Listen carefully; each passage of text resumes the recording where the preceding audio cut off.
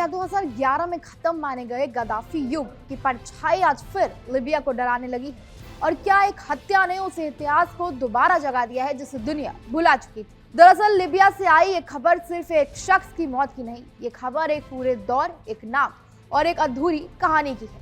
Muammar Gaddafi के बेटे सैफ अल इस्लाम Gaddafi की गोली मारकर हत्या कर दी गई है। इस सनसनीखेज घटना की पुष्टि उनके परिवार, उनके वकील खालिद अल जायदी, परिवार से जुड़े सूत्रों और लीबियाई मीडिया ने की है। हालांकि अब तक ये साफ नहीं हो सका कि उनकी हत्या कहां हुई और कैसे हुई और इसके पीछे किसका हाथ था।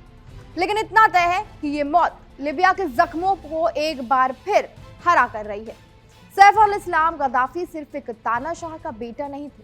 2011 की क्रांति से पहले वो लीबिया की सत्ता का भविष्य माने जाते थे। पश्चिमी देशों में पढ़े लिखे, अंग्रेजी में धाराप्रवे बोलने वाले, आधुनिक सूट बूट पहनने वाले सैफ को उनके पिता का रिफॉर्मिस्ट चेहरा कहा जाता था। उस दौर में कई लोगों को लगता था कि मुअम्मर गद्दाफी के बाद वही लीबिया को एक नया रास्ता दिखाएंगे और देश को दुनिया के करीब लाएंगे। लेकिन इतिहास ने अचानक करवट ली।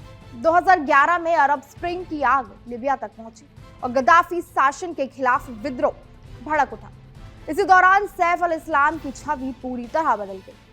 जिसने सुधारों की उम्मीद की जा रही थी, वही सत्ता के सबसे कठोर चेहरे के रूप में सामने आए। उन पर आरोप लगे कि उन्होंने प्रदर्शनकारियों को कुचलने के आदेश दिए और यही वजह रही कि 2015 में लीबिया की एक अदालत ने उनकी अनुपस्थिति में मौत की सजा सुना दी।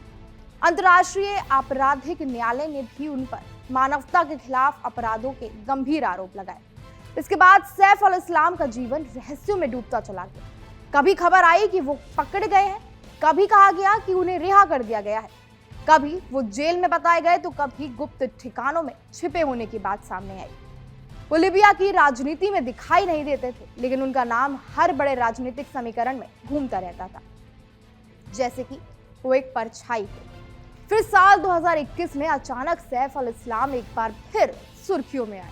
उन्होंने खुद को लीबिया के राष्ट्रपति चुनाव के लिए उम्मीदवार घोषित कर दिया। ये कदम कई लोगों के लिए चौंकाने वाला था। गद्दाफी समर्थकों ने इसे अपने दौर की वापसी की उम्मीद माना, जबकि विरोधियों के लिए ये पुराने घावों को कुरेदने जैसा था। लेकिन लीबिया की राजनीतिक अस्थिरता इतनी गहरी थी कि चुनाव हो ही नहीं पाए और सैफ का यह प्रयास भी अधूरा रह गया। अब उनकी हत्या ने पूरे देश और दुनिया को फिर सवालों के घेरे में खड़ा कर दिया है। क्या यह बदले की कार्रवाई थी? क्या किसी सशस्त्र गुट ने गद्दाफी परिवार की आखिरी बड़ी पहचान को खत्म करने का फैसला किया, या फिर यह लीबिया की उस सत्ता लड़ाई का हिस्सा है जो पिछले 1.5 दशक से थमी नहीं है? इन सवालों के जवाब फिलहाल किसी के पास नहीं है, लेकिन एक बात साफ दिखाई देती है, सैफ अल इस्लाम गद्दाफी की मौत के साथ गद्दाफी परिवार की राजनीति में वापसी की आखिरी उम्मीद भी खत्म हो चुकी है। यह हत्या लीबिया को याद दिलाती है कि 2011 की क्रांति के बाद जिस शांति और स्थिरता का सपना दिखाया गया था, वो अभी भी अधूरा है। लीबिया आज भी संघर्ष के बदले और भिखारी सत्ता के बीच फंसा हुआ है। जब तक बीते हुए कल का हिसाब नहीं चुकाया जाता, तब तक घावों पे मरहम नहीं रखा जा सकता, तब तक वहां का आज सुरक्षित नहीं हो सकता। और शायद यही इस कहानी का सबसे कड़वा सच है कि लीबिया का अतीत अब भी उसे जीने नहीं दे रहा है।